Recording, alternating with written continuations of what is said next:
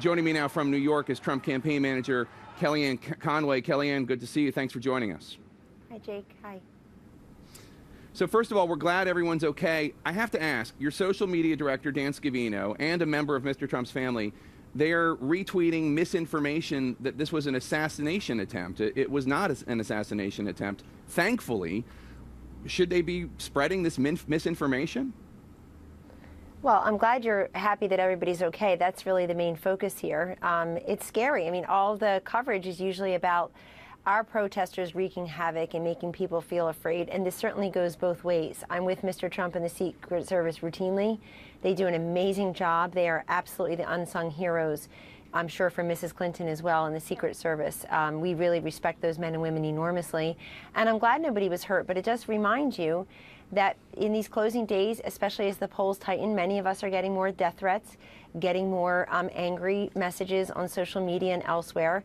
And it's a pretty fraught environment there. I think that's the real focus here. I also just want to point out, because some people are spreading misinformation about the protester, he had canvassed for Hillary Clinton and he had donated to her campaign.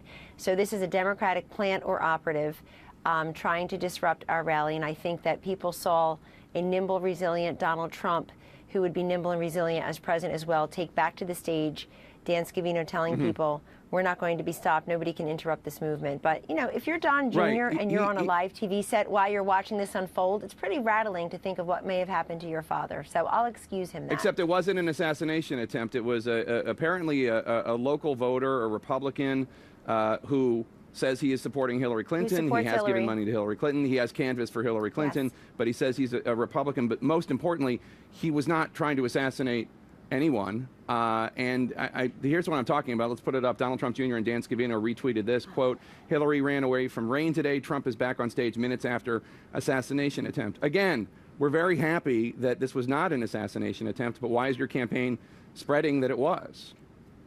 Well, how do you, first of all, that's really remarkable, I have to say, that that's what the storyline is here. I thank you for reminding everybody that the rain chased her away. There weren't a lot of people there at her rally to begin with, and the rain just let them running for cover. I think she's got to sort of travel nonstop with Beyonce, Jay-Z, and the likes of that just to prop her up and get a decent crowd. People, by the way, are there to see Beyonce, not to see her. And, you know, Jake, I want to say, are CNN going to retract all the storylines, all the headlines, all the breathless predictions of the last 2 weeks that it turned out not to be true?